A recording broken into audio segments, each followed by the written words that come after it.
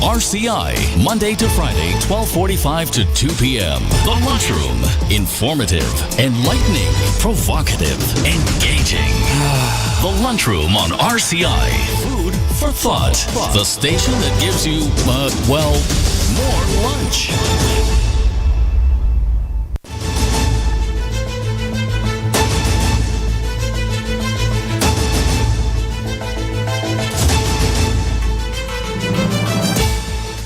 Good afternoon and welcome to the Lunchroom on Radio Caribbean International. It is Wednesday, April the 3rd, 2024. This is program number 1156 of the Lunchroom. I'm your host, Calix George Jr. Of course, we are broadcasting live from Sans Souci Castries, and you can follow us on 101.1 FM radio, but you can also follow us online at our website. It is rcistlucia.com, rcistlucia.com. We're streaming live there. And you can also download our previous shows in a podcast form if you so choose as well on that website. We are also broadcasting, streaming really, from our Facebook page. Just search for the official page of Radio Caribbean International. And please be sure to like and share that as well with your friends and family.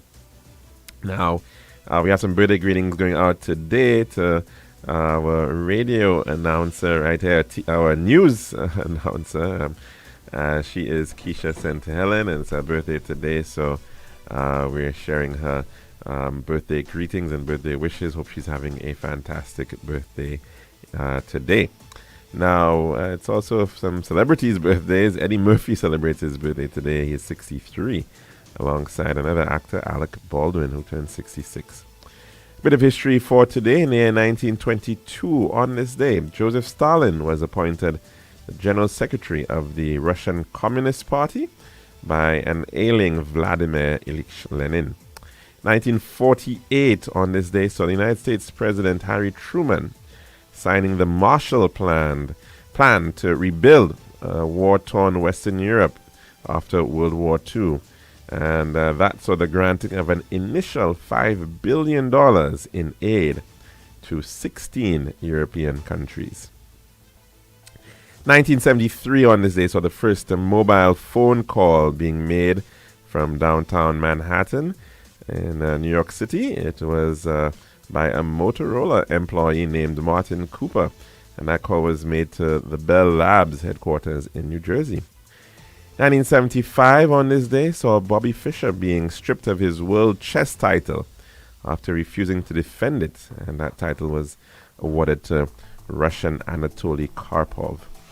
And in 2016, on this day, the publication of 11.5 million confidential documents from offshore law firm Mossack Fonseca exposed widespread illegal activities, including fraud, kleptocracy, tax evasion, and violation of international sanctions by the world's elites in the world's largest ever data leak, known as the Panama Papers.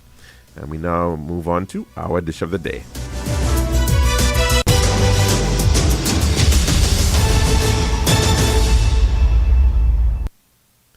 The daily dish is brought with the kind compliments of our good friends at Tiles Plus. One tiles for your home, I see. Bathroom, kitchen, pantry. Need tiles for your balcony. Come down to Tiles Plus, satisfaction guarantee. Tiles Plus, Tiles Plus, Tiles Plus. Big tiles with unbeatable cost. Customer service, A+. There's all kind of tiles. Come down to Tiles Plus. We also glass, glassware, and vanity. Box, doors, you'll see. Come down to mind nobody. We got the best tiles on island. Trust me. We are located Land Street in Castries, Bosses Grozile, and Slack Street in Beaufort. Telephone number 453-7939. Tiles Plus. Serving now, the Daily Dish. And welcome back to the Lunchroom here at Radio Caribbean International. And a happy day to you, of course, wishing you the very best. And, of course, we've seen over the years the impact of natural disasters. In this part of the world that we live in, of course, it's where the word hurricane was invented, thanks to the Tainos, the indigenous peoples of our region, and so certainly we're known very much for hurricanes. But the Pacific Ocean, the countries that find themselves alongside the Pacific Ocean, they are perhaps much better known for another type of natural disaster, and that is the impact of the Earth's movement, tectonic shifts, and of course associated with that volcanic eruptions as well as earthquakes. And so much so that that Pacific Rim is known as the Ring of Fire. And I think somewhere around maybe 3/4 of the world's earthquakes are actually recorded within this, along this Ring of Fire. A continuous, almost continuous line of volcanoes, as a number of the Earth's tectonic plates are shifting in that region. And of course, we've seen from places like Chile, for instance, where we've seen the tremendous numbers of earthquakes, very famously, of course, in California, with the San Andreas Fault, and we've seen a number of earthquakes impacting cities in California and Mexico as well. Mexico City and elsewhere have been impacted by a number of earthquakes, and you just continue going along that rim into Japan, and of course we've seen what has happened in terms of undersea volcanic activity and earthquakes as well, leading to tsunamis, and one of the worst ever nuclear disasters with the Fukushima nuclear power plant being inundated by tsunami waters. And of course Tokyo, also very, very much well known for its the impact of earthquakes in that city, and not too long ago as well, even down as far as New Zealand, which also finds itself on that Ring of Fire. The impacts there some years ago in Christchurch, tremendous damage to that island, that city in the South Island of New Zealand there, major damage caused by earthquakes. And it appears today is the turn of Taiwan, the Republic of China, Taiwan, of course, along that rim as well, that Pacific Rim, and no stranger to earthquakes either. But this one, however, seems to have been the worst in over 25 years, according to what we're hearing out of that. We do have a clip from the BBC, which gives some context to what is going on over there. But thankfully, though, thus far, we have heard from the representatives over, St. Louis representatives over in Taiwan, and that's headed by Ambassador His Excellency Dr. Robert Lewis, indicating that all the students and other St. Lucians who are resident in Taiwan have been accounted for, and they are all safe. So let's take a listen to this clip from the BBC. Officers of the Borderland Correctional Facility. No, sorry about that. We're going to come to that in just a bit. It is... just go down. Yes, that should be it. All right, thanks very much for your patience as we head to that clip right now. By its biggest earthquake in 25 years, the government saying at least 9 people have died. At the time, during the course of the altercation,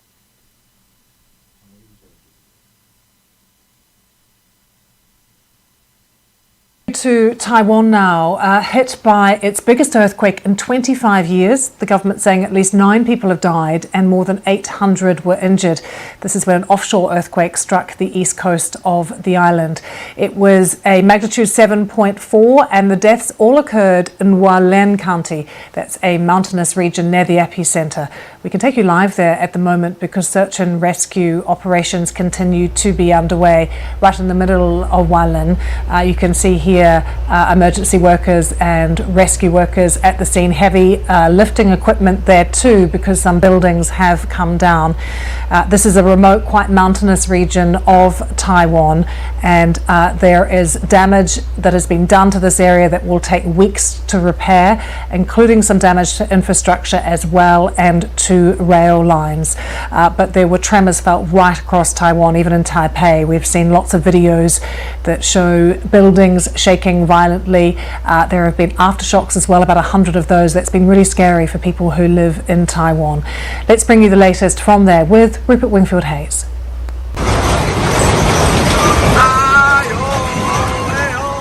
This is the moment the quake struck a Taipei TV station in the middle of their morning news. The shaking was intense and prolonged. Buildings across the city swayed violently. Cupboards were emptied, furniture toppled.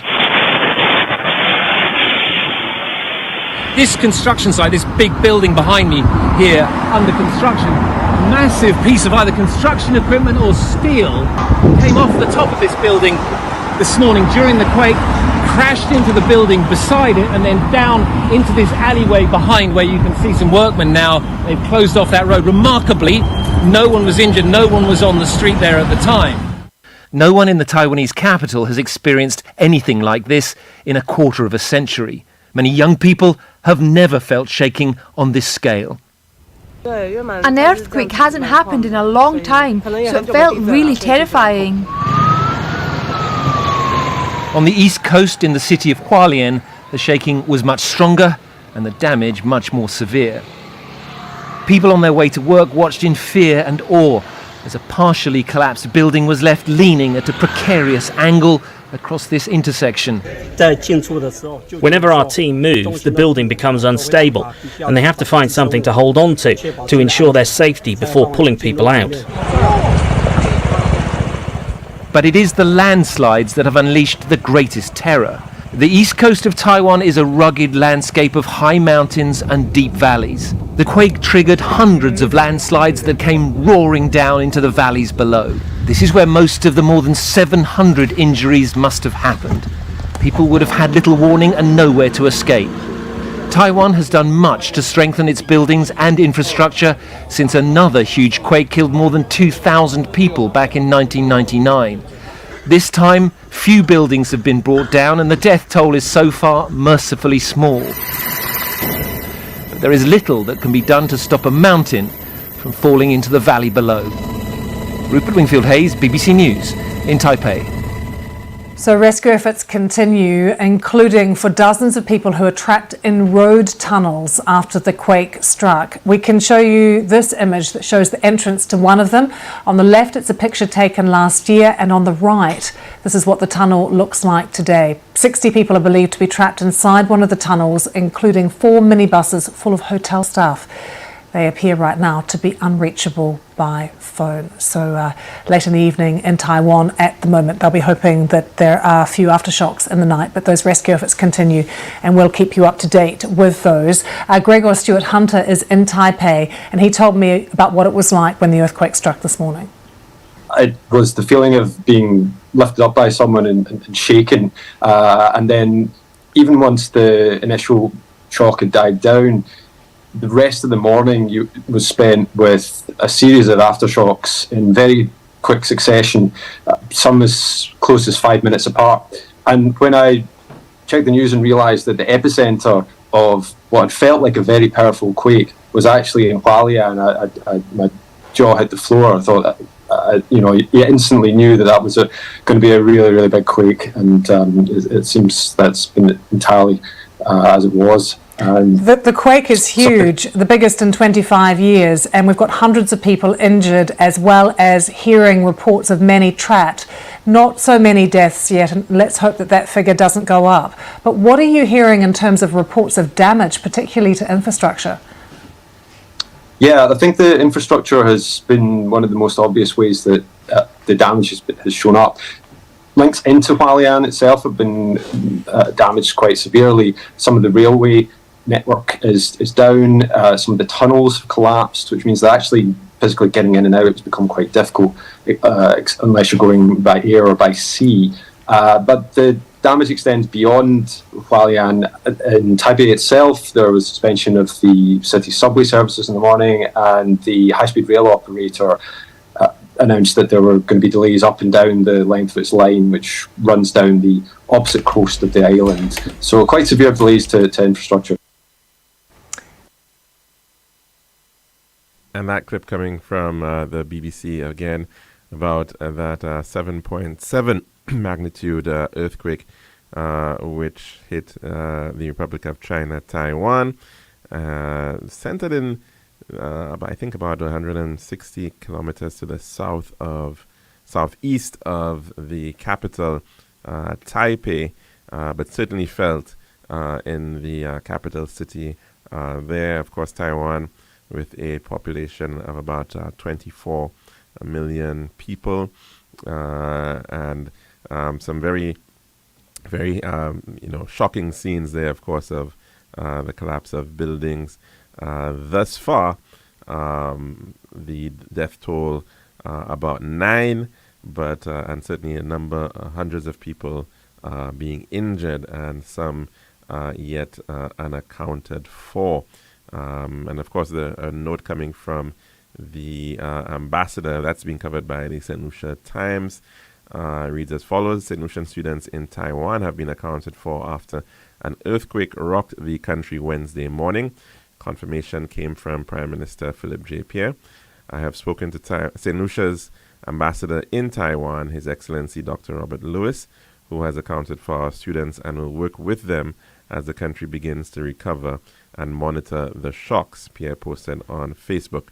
The St. Lucia Prime Minister assured the Taiwanese people of St. Lucia's friendship. He also expressed confidence that Taiwan's characteristic strength and resilience would increase as the country faced adversity and rebuild. Opposition leader Alan Chasney said he was deeply saddened to learn about the powerful earthquake. My thoughts and prayers are with all those affected, particularly our St. Lucian students who are pursuing their studies in the country, Chasney wrote on Facebook. Ambassador Robert Lewis, for his part, disclosed about 200 St. Lucian students are in Taiwan. He explained that on Wednesday at about 7:58 a.m. Taiwan time, the earthquake struck. Lewis told St. Lucia Times that people throughout the country felt the tremor. The St. Lucia diplomat said the embassy contacted St. Lucian students in different parts of the country through the student network. We sought to find out if everybody was okay, and up to at least 8 a.m. St. Lucia time, we haven't had anybody reporting there are any problems, Lewis stated. So far, we have had very good updates, good feedback among St. Lucians living in Taiwan, the ambassador told St. Lucia Times. He commended the locals for contacting each other, calling the embassy and providing regular updates. In addition, Lewis said the embassy was grateful for all the calls it received from individuals, including Prime Minister Philip J. Pierre, Education Minister Sean Edward, and ambassadors overseas. We are grateful for all the concerns. He also commiserated with the government and people of Taiwan, noting that Taiwan is a major development partner for St. Lucia. There are some parts of Taiwan that have been affected, and we want to tell the government of Taiwan, as Prime Minister Pierre has done, that we are in solidarity with them, Lewis said. Our thoughts and prayers are with those who have lost loved ones and with those who got hurt, the St. Lucian diplomat stated. Taiwan's strongest earthquake in 25 years rocked the country during the morning rush hour, damaging buildings and highways. The BBC reported that rescue efforts are underway. The news organization said at least 9 people were dead and more than 800 sustained injuries. It also said some 127 people are trapped in collapsed tunnels and on mountainous roads along the rugged coastline. And that story there coming from the St. Lucia Times. So that was just an update regarding that matter out of Taiwan. Again, of course, impacted by a significant earthquake, and of course has become the latest in earthquakes within that region over the past couple of years. I think thus far there's been indication that there's been no tsunami impacts coming out of that earthquake. Now, yesterday, unfortunately, we got the news regarding homicides, and that, in fact, involved two homicides, two males apparently shot dead in the Dayglow area in the Cul-de-Sac Valley. And it is a matter that is still being investigated by the police. And those bodies were discovered with gunshot injuries at about 3:30 yesterday afternoon. And investigators have, in fact, identified one of the men as Brinato Stephen of Vieux-Fort. And he was the son of Rufus Stephen, alias Brico, who was killed last year in Vieux-Fort. Police are yet to identify the second victim of Tuesday's fatal shooting. Members of the public found one of the bodies and then alerted the police, who discovered the other body while combing the scene. Thus far, we in fact have recorded 24 homicides for the year 2024, and the vast majority of them are in fact due to gun violence. The latest flare-up of deadly gun violence occurred as over 200 military and police officials are about to commence the Regional Security System RSS Unity Exercise 2024. It's called UNEX 24, and that's kicking off today, and it runs until the 13th of April. Regional and international participants will engage in diverse military exercises, and that will include both land and sea-based maneuvers as part of this UNEX 24.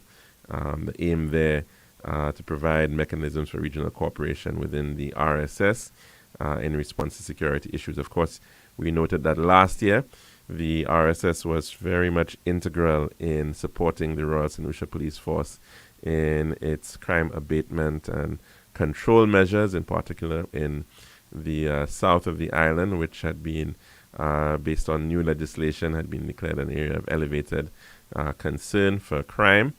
And so that, of course, was very much welcome. So, of course, they've selected St. Lucia, perhaps as a show of force and support to tie in with these ongoing efforts. So that, of course, is very much welcome in terms of the additional manpower that has been provided through the RSS. And we have seen clearly the nature of criminal activity all across the Caribbean, quite recently even over in the Bahamas. In fact, a former member of parliament actually being shot in the Bahamas.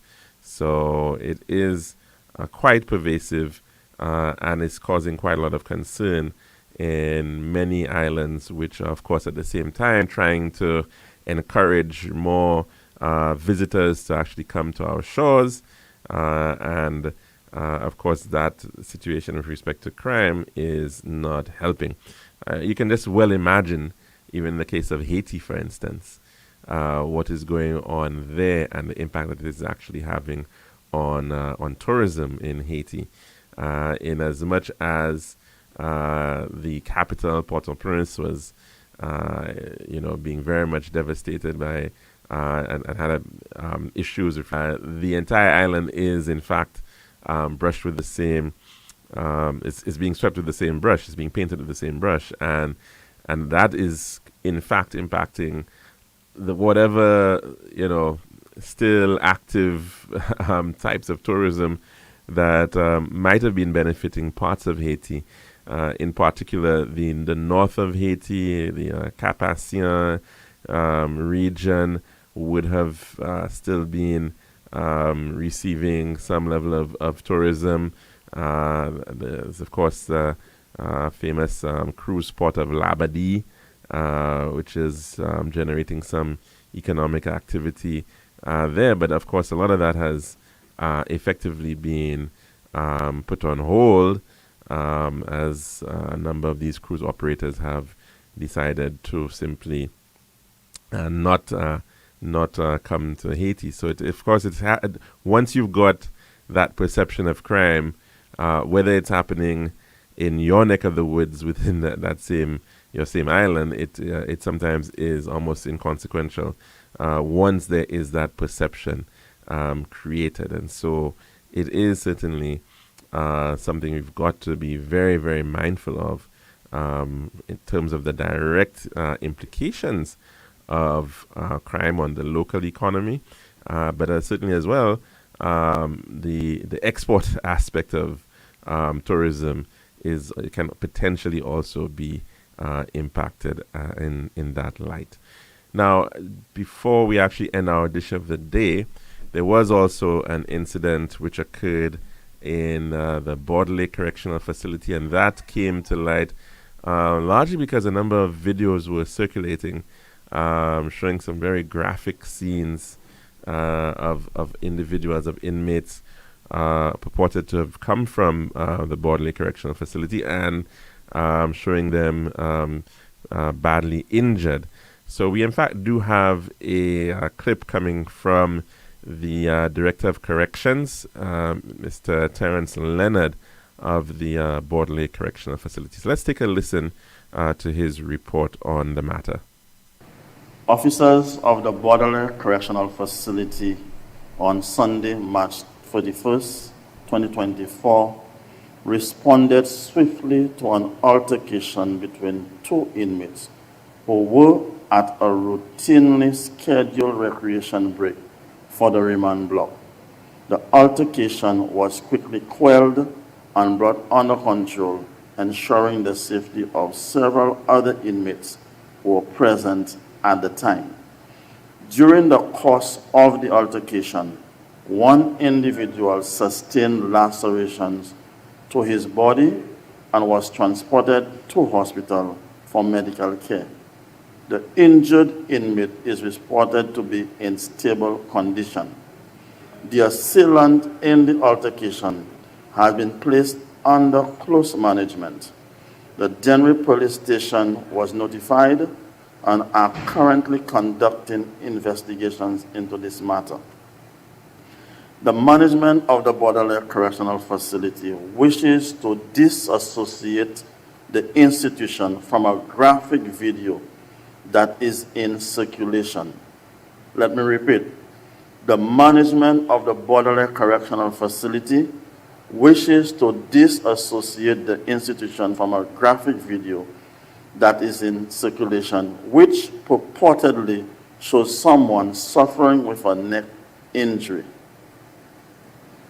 This individual is not a past nor current member of the inmate population at the Border Lake Correctional Facility. This person is not a past nor current member of the inmate population at the Border Lake Correctional Facility. And that clip coming from the Director of Corrections, Mr. Terence Leonard, and he, of course, clarifying some of the images, the videos that were circulating. And we've seen this quite a bit. You have a flood scene or there's some sort of heavy rain, and people sometimes take old videos or they take videos from other countries and they say that this is happening right now in Castries, and they give the impression that something is potentially far worse than it in fact is. It's becoming very, very common, especially on social media, and of course these things get rapidly shared, they become viral, and of course it is blown out of proportion. And of course, violence is something that we have to guard against, especially in environments like prisons, like correctional facilities. I mean, there's so many we know of course, over the years of crime happening in correctional facilities over the world. It is a real threat because, unfortunately, sometimes these individuals who are in fact incarcerated or on remand somehow manage to continue leading gangs. They still are members of gangs.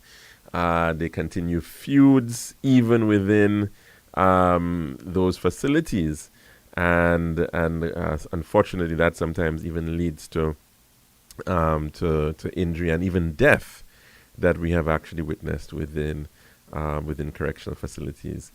And so, of course, certainly, it's a matter that has to be very, very carefully guarded against.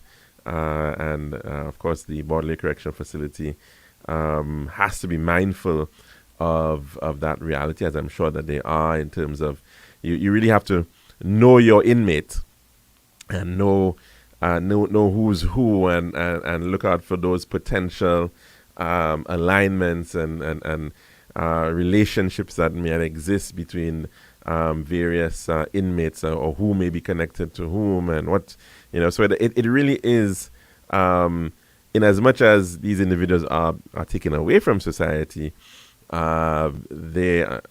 we've seen how they've been able to manage to still somehow be part of whatever is going on the outside.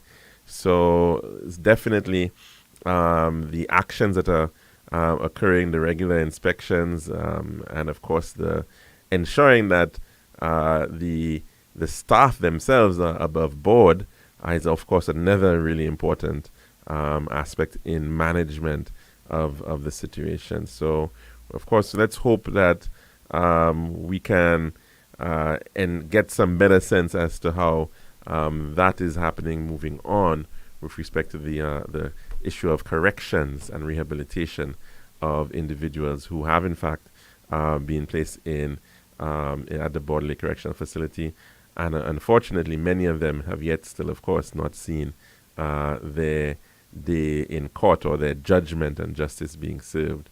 That, of course, being still a major concern. That's our dish of the day. When we come back, we're going to take in our weather report and then head back to taking some calls. This has been The Daily Dish.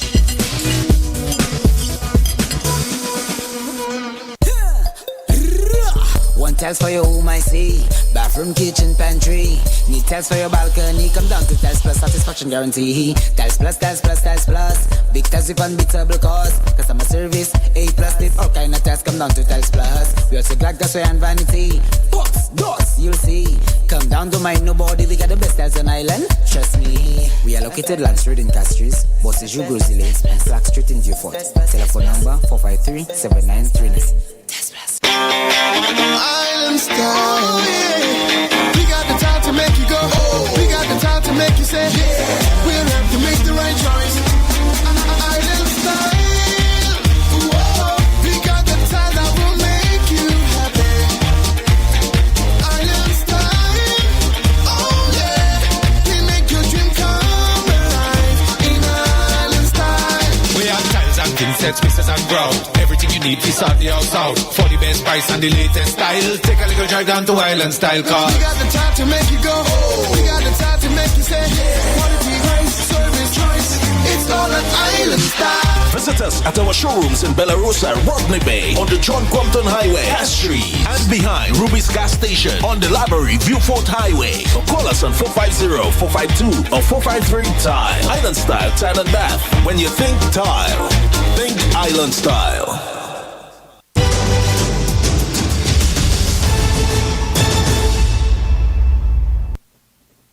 And welcome back to the lunchroom here at Radio Caribbean International. Of course, the number to call in to tell us what's on your plate today, it is 452-3046. Again, 452-3046. And you also have the option of messaging in via WhatsApp number. And again, that is 724-0008, 724-0008. And of course, a big shout out to all those who are following via Facebook Live. We do hope that you're having a very, very blessed day as well, whether you're listening to us from St. Lucia or overseas. Now, of course, the matter of transport, no doubt, is impacting a lot of us. And so even though we actually saw we were probably supposed to be experiencing a bit of a reprieve in terms of the school being out on holidays. Traffic yesterday was quite atrocious in that corridor, that Castries Grosley Highway corridor, and probably more so because of the closure of the Vieux-Secree road at that time due to construction of a retaining wall in that area. But let's go to the phone lines before we have any more discussion on that matter. Good afternoon. Welcome to the lunchroom. What's on your plate today? Is there something wrong? Because I'm not able to pick you all up at all, on my device. You're listening on Facebook? I use my Google device. Oh, and it's tuning in other stations, but it's just not, y'all are not coming through at all on mine. I'm not sure why that may be the case. We haven't gotten any reports of that from our Facebook Live listeners. I'm wondering, you're using the website? No, I just tune in live, and it actually tune in, and it just comes on immediately. Now I try all the other stations, they come in, but you're not coming into the online. Oh, I'm not sure why that might be happening. Might be because I'm not even able to follow anything that is going on your. Oh, I'm sorry about that. Well, you can still get us on Facebook if you use that, and as well on radio if you also prefer. Yeah, I just use my Google. It's easier for me. I have a tablet, but I don't have the it on me. I'll have to get it thing in for me. Okay. I'll ask one of the children to do it for me. Okay. Well, we hope that you can follow indeed. Yeah, I hope so. By tomorrow is what's best. Yes, indeed. To be able to follow. Well, we were just speaking about Taiwan and the earthquake over there, that was some early morning. I was listening to it on the television. Yeah, but at least to me, I had it just like 9 people died. Yes, that's correct. Like about 900 were rescued. Maybe a few, and I think somebody called this morning and said, one of the students, and said if it was only one that was kind of hurt, but all 200 of them were safe and okay. Yes, that's correct. From what we've heard from the ambassador, confirming that everybody from St. Lucia, St. Lucian students, are in fact safe over there. So that's of course good news. 7.5. Yes, pretty strong one, and of course the damage is no doubt going to be quite costly. And of course the rescue efforts. Earthquakes are always very difficult things. You can never know, necessarily when it's going to strike or where it's going to strike, and and the aftershocks. That's the frightening one. But you remember we had in 2007 there was a 7-point-something earthquake in St. Lucia. I remember. Was it 2007 or 2008? No, I think it was 2007. I guess. And it was. Yeah, I do recall it was around that time. Maybe it might be a year off. Sorry about that, but I do recall it was like late in the year, around November of. Yeah, around September. September, is it? Okay. Yes, and as a result of that, the fire station building got damaged. To be relocated because Eventually, of course, had to be demolished. Yes, so that was a victim of that earthquake. Yes. yeah, but still, luckily for us, we're not. I don't think there were any deaths or anything. The real massive damage, and that was a good thing.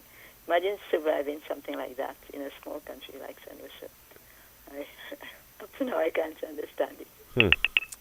Yeah, we've been fortunate thus far that we haven't actually faced a significant earthquake of that nature. But it is something that people down at St. Augustine at the Seismic Research Unit are trying to monitor on a regular basis, no doubt. And you have to be careful too, because we Yep. just don't know when it's our turn. Definitely. Did you hear the news about the 20-year-old young boy from V4 that does?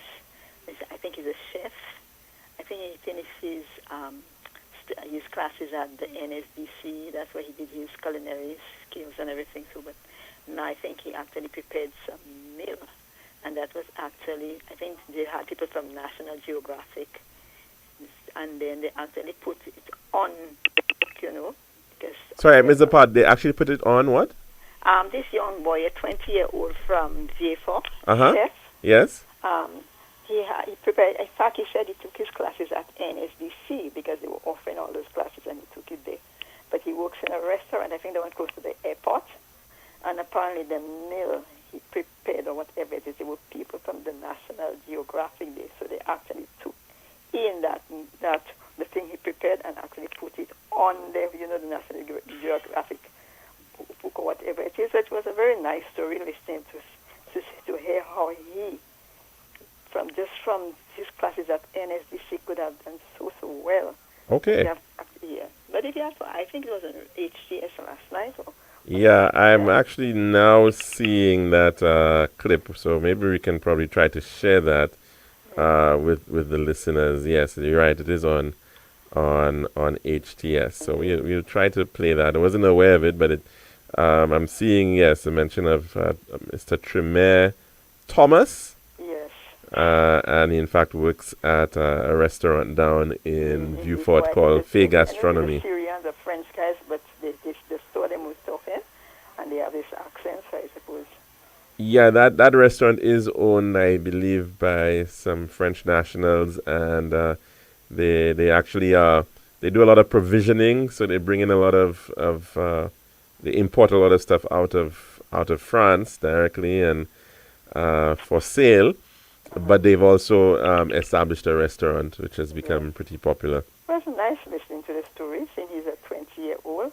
And I think NSDC are offering so many classes right now, doing a registration. But I am not sure many of the people are aware of that.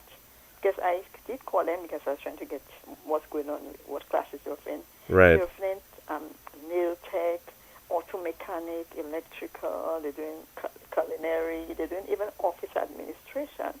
Yes. All of those classes are being given free of charge.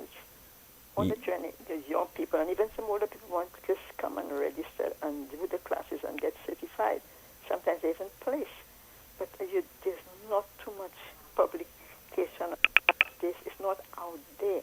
Yeah, and you're very correct about that. I mean, they've done quite a bit to expand their offerings, as well as how you can access them. So, for instance, that investment in the south of the NSDC in the south has been running for quite 26 years old. Sorry? They are 26 years old. NSDC, that was opened in 1998. Yes, that's right. It came out just after, around that time. Yes, yes. To have the year, and then come on, you're doing so much. I've known so many people that have gone to NSDC, and I know a young guy, he went to St. Mary's College, but he's at NSDC. He learned computer skills. Mm-hmm. Yeah. Because it really served, yes, for a lot of people as that post-secondary institution through which they could get skills and get certification. So it is a vital entity. You're very correct about that. I mean, some other countries, for instance, they have a polytechnic, like Barbados, for instance. In in Trinidad used to be called John Donaldson, and those are really important institutions.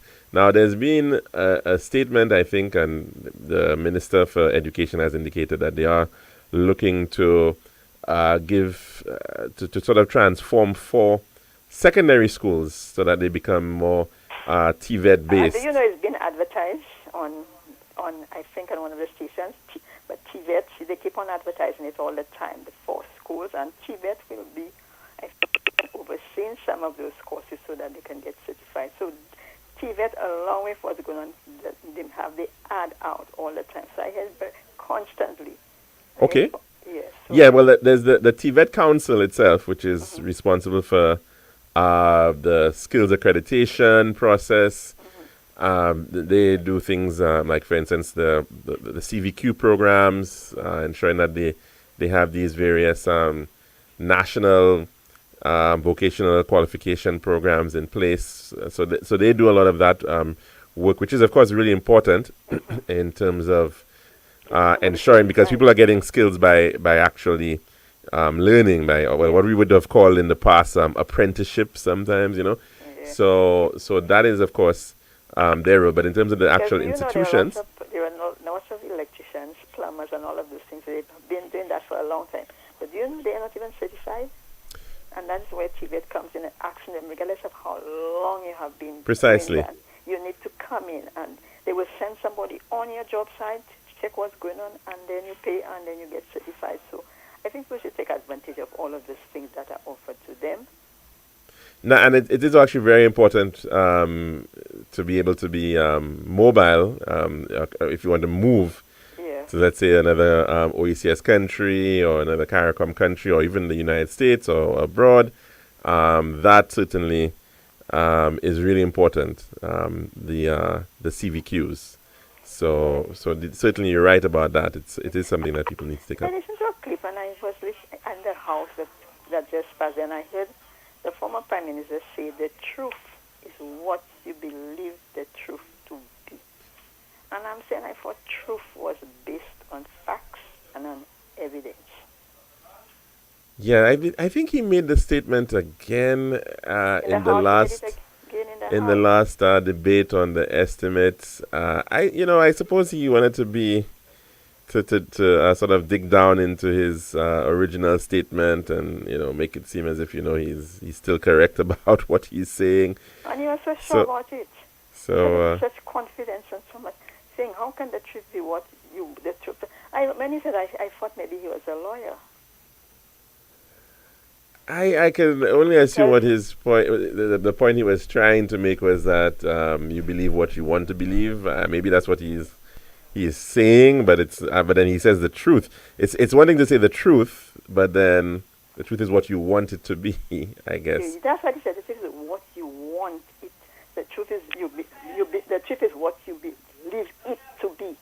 So how can the truth be what you believe it to be when everything, especially if you are going to run a country, so you're going to tell your voters, I'm going to do this and that, and the voters can see that in reality can never happen. But because you feel you want to say, this is what I'm doing, and you have to believe it, it doesn't make any sense. Well, you quite often sometimes hear people defend their positions by saying, well, that's what I believe, or that's what I want, that's my position. So it is, nobody's going to change my mind.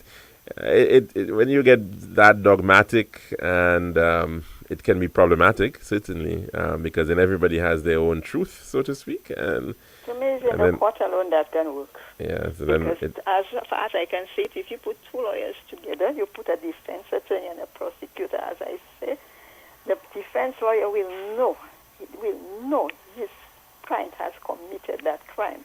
He knows everything. But the fact that the prosecutor has no evidence and no facts to push that case, that defense lawyer will make that story which he sells, and he expects those jurors to believe that the truth is what he said, and they have to believe it to be what he said. And most times the clients end up he end up winning the case. And then this is sometimes where you get a criminal that's just going free. Well, at the end of the day, we have human systems in place, and they will only work as best as human beings can determine. So it's of course all based on we try to put things in place that develop fairness and due process, and of course, so that's why we go through that whole process of having But sometimes it doesn't cases. Sorry? But sometimes it doesn't happen because the smarter person. Of course, you can always have perversion of justice, and we've seen that happen. I mean, look, just recently with the whole Vibes Cartel case, the suggestions there that there was a bribery, that one of the jurors, was tainted, and so you can see that occurring, and sometimes that may go undetected. So in this instance, he was able to prove at what is the highest court for Jamaica, the Privy Council, that in fact there was a basis to effectively not take on the judgment, and that was was able to be done. Now, as to whether in fact it changes a substantive case, it's always still a process again, and that is the how it can become very, very why people can of course become jaded about justice, the system of justice, because it's not a perfect situation. We can think of the so many people, the hundreds of people who are on remand waiting for their cases to just be heard, or their cases are heard and they are adjourned, and it's a lot of that can be very frustrating in the pursuit of justice. Early this morning, I listened to Trump. He was talking, and he said that he spoke to the family of a young woman who was killed by an immigrant. The young woman, the family told him that the young woman had known that immigrant for about 2 weeks because she didn't really know he was an immigrant, but she was very nice and everything to him. And so he ended up killing her. He was on the platform talking. Right. And then immediately Fox News is speaking to this woman family, and they said they never even met him or spoke to him. You never spoke with Mr. Trump? No. They never even saw him or spoke to him. He never contacted them, nothing. And then he's using them to say they told him everything, and they're supposed to say no, that is not true. Right. Yeah, I mean, what can one say about those types of situations? You get that quite a bit, and you've seen it. We've seen that here in St. Lucia as well, wasn't there? This thing about I think the former Prime Minister had said that he spoke with some lady who was it in a View Fort or something, and the person was crying and was unemployed, and made this. Or related a very interesting story that seemed not in fact to have been the case. So yes, of course. I mean, a lot of these things are anecdotal, and we need to be very careful about that, because want to make a fool of themselves like that. Well, it's about telling a good story, and it's about getting people to be emotive about an issue, and so. Then it comes back down to the issue of the facts. Now, the question is, okay, let's just say, and there's no doubt, I'm sure there are immigrants who have ended up being involved in criminal activity in the United States of America and who have in fact killed people. And the question is, what's going on there? Is the data saying that that the number of murders as a result of immigrants is so high, that it is in fact the primary source of homicides in the United States of America? Probably not. We don't know. So the potholes that were being fixed on that same bridge, all of the workers were immigrants. Oh, well, that is the irony of it all, caller, that in a lot of these states, and in fact a lot of the states that are quote-unquote red states, Republican states, where you find immigration is a major issue, their economies are very much dependent on immigration and immigrant workers. Yeah, and they use and So- abuse them. Because even the news was saying they don't even get that much of a big pay for what they were doing there on that bridge, doing a pothole. A number of them, their family depend on them, but yet, that's what the woman was saying. You're complaining about them, but yet you use them. Well, definitely. I mean, and in all sectors, as you can see, in agriculture, in construction, in hospitality, in healthcare. I mean, that is the nature of it all. And of course, at the end of the day, the United States was built on immigration. It's been, seeing and using immigration for hundreds of years, really.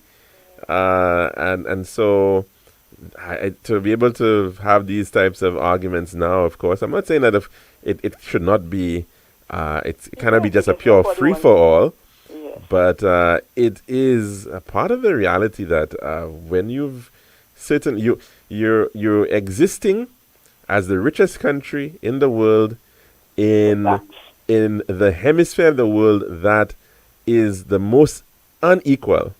Right, that is the reality of what exists in the Americas. Right, you've got the vast amounts of wealth, right, held by the United States of America, and of course to a much lesser extent, Canada, and you've got a lot of other countries that much of them some of them have good resources, lots of wealth as well, but it's very unequally distributed. And you're going to find that people are going to want to be able to move. And look at what's going on with Cuba right now. So after many decades of embargoes and preventing, the development of that country, and in very many ways, it felt like a reprisal because of, American influence in Cuba prior to the communist revolution. I mean, it was the place to go. Havana was the place to go, and Cuba was the place where they wanted to enjoy the casinos and the nightlife and all of that. But as well, and a lot of business interests, which were invariably lost. And then you also see that there's that economic aspect to it too, because, when you look at the states like Louisiana and Florida, they're producing sugar. Cuba produces sugar, a lot of it. And so it's in their benefit to prevent trade coming from some places. So when you create that for so long, what are you going to expect happening? You're going to get immigration. Dispersion. You're going to get people who want to be able to move out, and they want to be able to head to the land of opportunity. You got like Haiti now, Mexico, all of those places. These are the really will do anything just to get out of their country. Yeah, so I mean, and that's why your international development policy needs to be mindful of that reality. I mean, it's going to be a very difficult situation to be able to somehow maintain. And if anything, caller, the United States is benefiting tremendously because it's in many instances is getting the best of the immigrants, the best of the many of these countries' populations by pulling away a number of the skilled labor. Exactly. So it's a mixed bag, but they are benefiting tremendously as well. All right, caller. Thanks very much for that. Have a good one. Take care. Bye-bye. And we've spoke quite a while there, and it's already bringing us up to the time when we're going to have to end the program. Let's see if we can squeeze in just one call very quickly before we end. Good afternoon and welcome to the Lunchroom. What's on your plate today? Good afternoon, Mr. Judge. How are you doing, caller? Not too bad.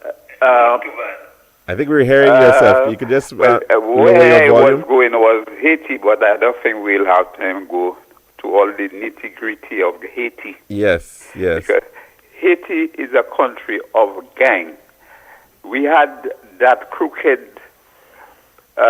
president there, François Duvalier. Papa Doc, yes. Now, François Duvalier had a gang of people. They called the Toton Lacour. That's when I was a young boy growing up. Uh-huh. And they was the one that as if they was just they wasn't policemen, but they was part of a gang guiding Francois Duvalier. And those people could do what they like, kill people, do anything, and they won't pay no consequences after that because of they are the prime minister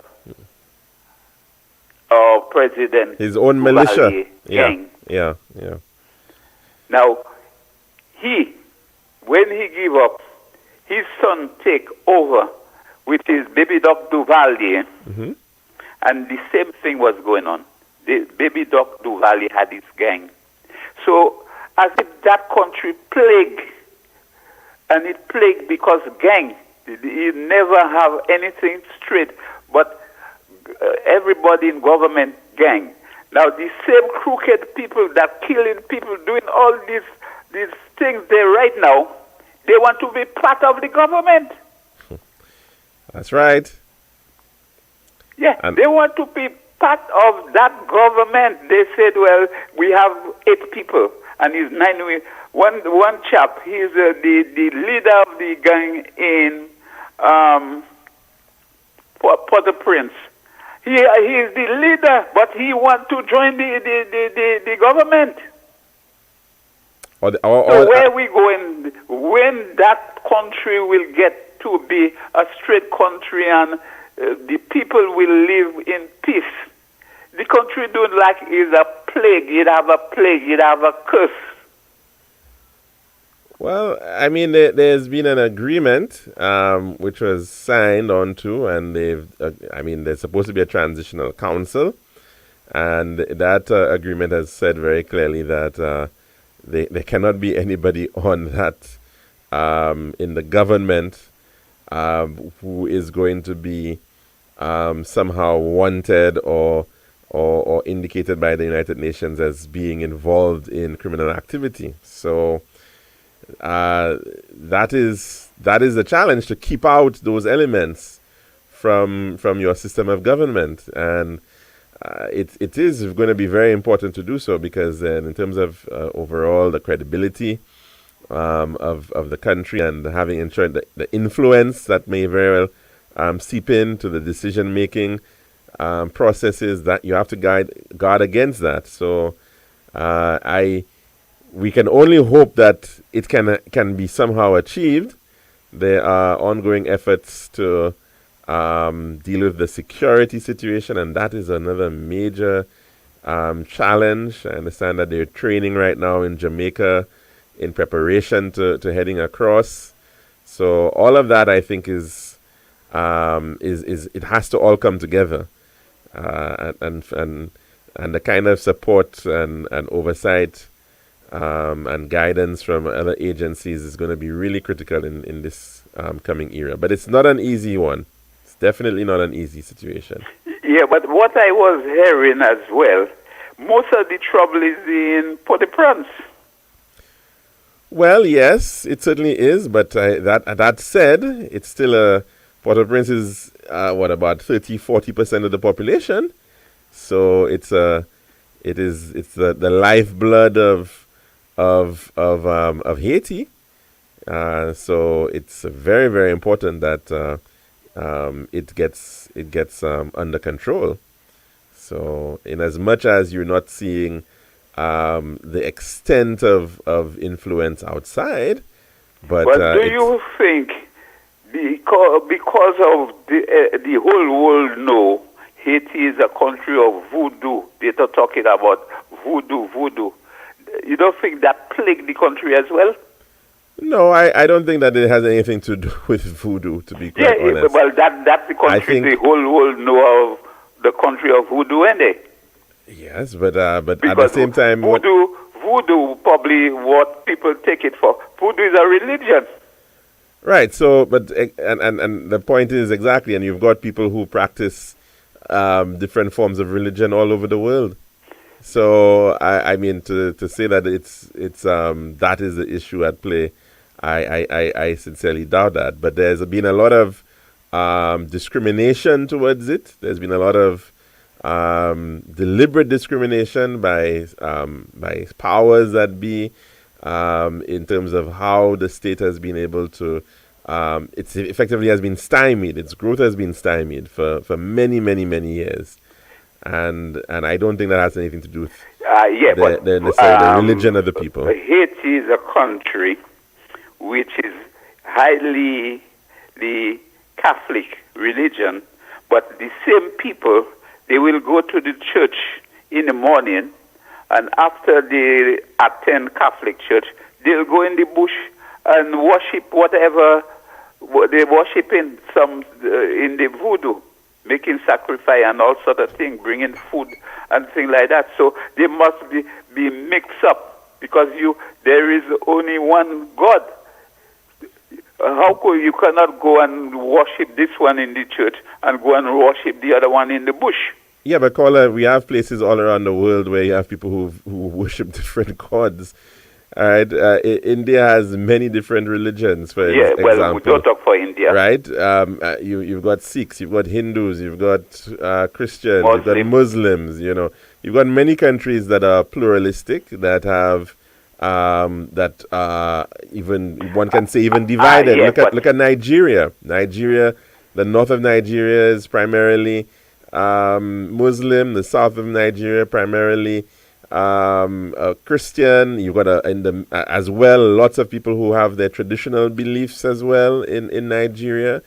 And one can say that, I mean, it's not to say that Nigeria doesn't have its divisions and problems, but Nigeria, they are a country of Muslim, but I could remember there wasn't the Sharia law. But my point wasn't carrying it. My point, though, caller, is that you're going to have a lot of mixing of religions in many different parts of the world. In Brazil, it's the same way too. You have, yes, you have dominant as you said, Catholicism, Brazil, but you've got Santeria. Brazil is a country almost when it comes to religion, they're almost like Haiti. Well, there you go. But they're not facing what Haiti is facing there right now. So that's my point. But caller, we're going to have to end it though, because we're already over time. We'll have to continue that conversation tomorrow. Thanks for calling in. Okay. And of course, we'll be back again tomorrow, God willing, for another program of the Lunchroom here at Radio Caribbean International. Have a good one.